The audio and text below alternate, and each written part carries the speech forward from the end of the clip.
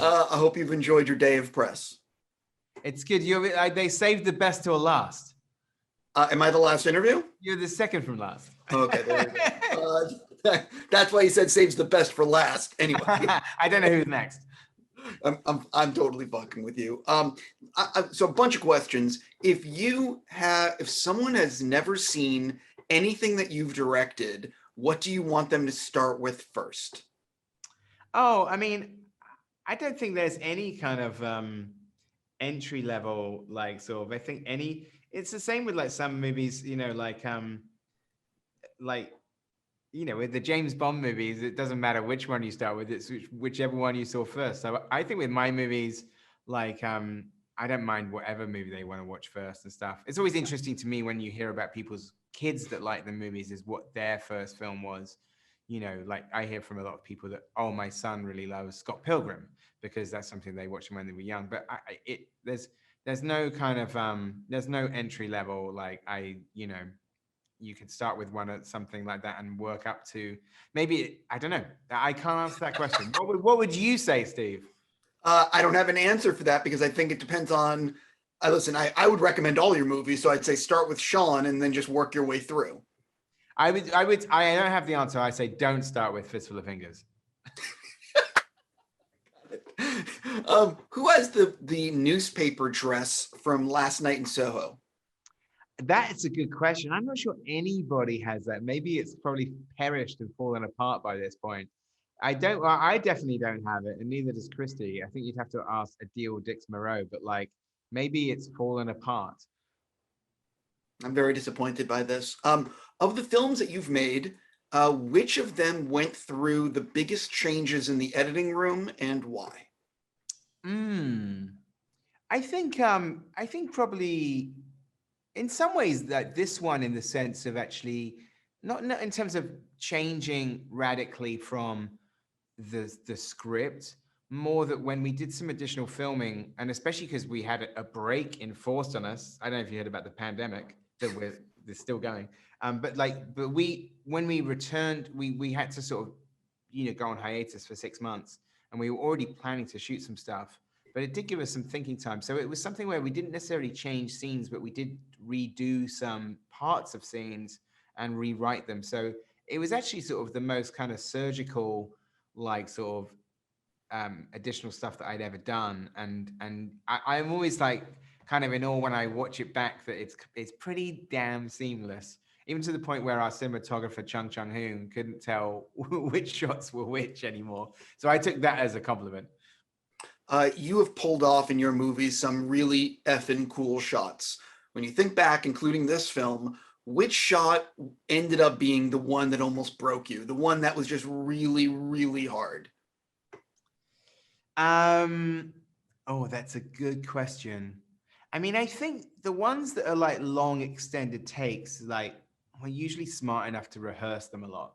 So I don't think I've ever tried to do something on set like that, which we haven't already really like planned out. And so some of the sort of most complicated shots in this movie would be ones that we'd rehearsed.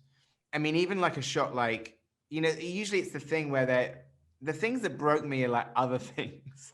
They're things that you wouldn't think would be that difficult. The thing that kind of really broke my brain on this was timing the neon lights to the music sometimes in 3 different camera speeds, and sometimes in scenes where there was like the color continuity of the French flag that's outside Eloise's window, which revolves in the order of the French flag, and then trying to sort of keep continuity of the color within a scene, and then having like lights that were sort of triggered by the music, that they were being timed in the music. The overall finished effect is incredibly slick, but it did give me and my editor, Paul Matchless, a complete headache on set. So if I have PTSD about anything from this shoot, it's that. Weirdly, like the oneers, the big sort of like extended kind of like steady cam shots with 6 Texas switches in a row, or Thomasin walking across the Haymarket, one of the busiest streets in London. We had at least rehearsed those on camera already. Weirdly, with the one in London, when she walks across to the Thunderball marquee, we couldn't rehearse it in the location because we only had that location from 10:30 p.m. to 2:30 a.m. So we rehearsed it on an airstrip with all of the kind of like the, you know, the kind of the lanes marked out and the cars and even the bus, you know. I'm just imagining you, and I would imagine you might not be pleasant to be around when you're trying to figure all that out in the editing room with the colors and the timing and all Oh, that. it's not in the editing room, it's on the set. I meant on set. Like that's the day to avoid you. I mean, I'm not a shouter. I'm just kind of like a sulker. I'm probably just sitting in the corner, like rubbing my beard, thinking to myself, whose stupid idea was this? Oh God, it was my idea. Why did I make it so complicated for myself? Simon and Nick have both talked about you being a perfectionist. I'm curious, what is the most amount of takes you have done on any shot? That's a good question. I don't think I've ever gone crazy high. I've never been like a Stanley Kubrick or a David Fincher. I've never done like 100 takes or something. I think and usually if it's going that high, it's not because it's usually if something physical is not working, as in like a prop or. It's a very good question. But I can't remember ever going above like, I mean, maybe the Baby Driver opening credits shot, we did 28 takes. That might be one of the highest. And the thing is that eventually the take we used was take 21. And it's that thing of take 21. There was one thing that Bill Pope was unsure about. And he said, let's get another one just to be safe. And then after another like 7 takes that were getting worse, we said, you know what? Fuck it. 21 is the take. It's interesting. I've spoken to Fincher, and he talks about how sometimes the way he crafts a scene will be he'll use some of take 8, some of take 12, some of take 18. It's just interesting how he pulls together a performance. Obviously, he does it kind of good. Yeah, I mean, you can do that, and certainly in terms of sound and dialogue editing, you know, that's very possible. And sometimes to the point where I don't think the actor would even know that you know, like sort of. I mean, sometimes you can have that, like it can happen. You know, there was a shot in The World's End where like there was a performance of a line that Simon really liked that was in a take that happened to be slightly soft. So with a bit of like editing magic, you could take the line reading that he likes and put it onto the sharp take. Do you do extensive coverage of all of your scenes?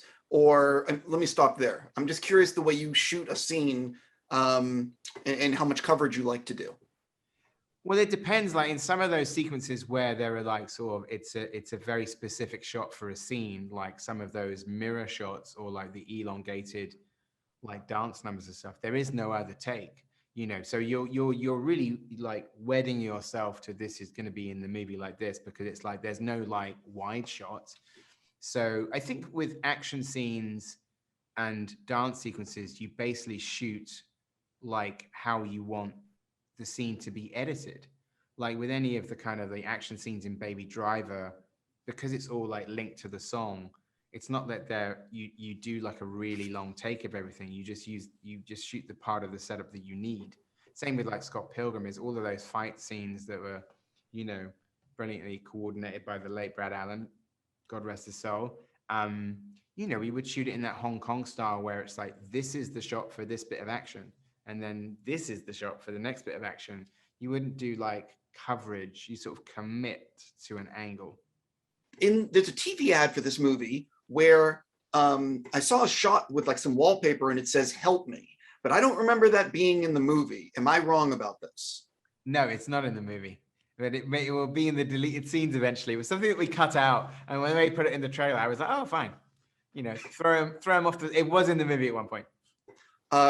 What did you end up? How many deleted scenes on the eventual Blu-ray? 2, 3, 4, 5, 6, 7. Are you working on it right now? Well, I just had a list of them right in my hand. No, I mean I think and the thing is, I always feel with those scenes is that they're gone for a reason. You know, I think I've said this to you before. It's like kind of taking something out as an amputation. It's like painful to do, but as soon as it's gone, you don't miss it. It feels better.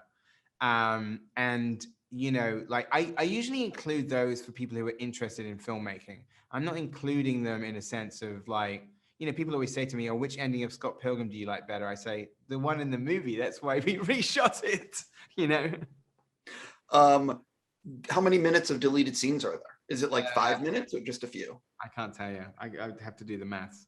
But it's all A li- stuff. It's all stuff that's interesting, just like in out of context. But there's nothing. There's nothing that I miss. No. I want to make sure I pronounce his name right. Chung-hoon. That's how you pronounce it, right? Chung-hoon. Yeah. Okay. I am curious how you ended up working with him because I think the way you guys collaborated on this is amazing. I'm just curious, how did you guys end up working together? Well, it was actually something where it came together quite late in the day because Bill Pope was going to shoot the movie and then sadly had to drop out. But so probably about 2 months before the start of the shoot, I had to find a new DP. But what was amazing is Chung was one of the people who was available and wanted to do it. And I was a huge fan of his work with Park Chan-wook. So just the idea of him doing the movie was very exciting. And also the idea of having a DP from South Korea coming to London and shooting London streets that I was very familiar with, but I wanted to see what he brought to the table. And obviously, like a lot of his work with Park Chan-wook has this sort of dark opulence to it. You know, you only have to look at The Handmaiden. Just the idea of him doing it was very exciting. And I remember like Naira Park, my producer, said to me, if you don't hire Chung-hoon, you'll always be thinking about what his version of the movie looks like. And I said, you're dead right. Let's get him. And that's why she's a good producer. Yeah, and he's an amazing DP. I mean, like, what a joy to work with as well. He's also, given that all of his films are very dark, he's a very silly and goofy man. And that was one of the things that was an added benefit in a quite a stressful, like, intense shoot. Chung could always make me laugh. Yeah, you guys collaborated so well on this. Before I run out of time, as you know, I'm kind of a fan, and I'm asking this as a fan and as everyone at Collider. Do you know what you're actually directing next? I don't. I mean, I know that sounds like a bullshit non-answer, but it's true because it's very difficult to like read or write anything when you're like promoting another movie. And as you know, I've been promoting 2 movies this year. So I'm looking forward to the metaphorical and literal like clean desk where like even just in a week's time, I'll sort of like the movie will be out and I can sort of think about what's next. And you know, I have some great things in development, and part of it though is also it's kind of like practical decisions. Obviously, in the world that we live in now, is like sort of like how you want to make a movie, where you want to be. So all of those things come into it as well. I read that you were developing or working on a new Running Man. Well, Steve, as you well know, like I nearly made a movie once, and I have no regrets about not making the movie. The only regrets I have are about doing interviews for it when I didn't actually make the movie. So I've decided moving forward to never speak of a movie until it's in the can. Ooh, that's an interesting. You've learned this from the years of publicity. It's that thing is like the only thing that haunts me is being like the boy who cried wolf, like having interviews in print about a film that I never made. And I think I never want to do that again. Do you actually have a lot of ideas slash scripts in the desk that you're sort of like that you go back to and look at, or you know what I mean? Like how much is sitting there in your computer in terms of ideas for films? Not in terms of old ideas. If anything, sometimes there are ideas that haven't been like written. Like, so, you know, there's something that I've been thinking about, which I'd like to sort of knuckle down and write, but it doesn't exist in a screenplay form yet. So it's not like I don't really have like many like old screenplays. You know, when me and Simon wrote Shaun of the Dead, it was the first like proper screenplay either of us had written. So it wasn't like I wasn't like a Luc Besson and had all these scripts that I wrote when I was like 13 that had been sitting in a drawer waiting to get the money. I usually like most of the time I've like, you know, written the thing that I want to do next. Or in the case of like Baby Driver or Last Night in Soho, it's an idea that's been formulating for a long time. So there are not, in terms of things that I've self-generated, there are not like a lot of other scripts kind of like sitting there. On that note, I got to stop. Sir, congratulations on this film. Loved it. I wish you nothing but the best and hope it's a huge hit. Thanks very much. Always nice to see you. And And always good nice luck. to give you a non-answer about what I'm doing next. You know something? I know that I don't do it deliberately. I'm not trying to be cruel. no, I actually completely understand after doing this for so long and talking to so many filmmakers. I know there's an element of like, you need to just sit back and be like, what do I really want to spend the next 2 years of my life on? And like, there, that has to come up.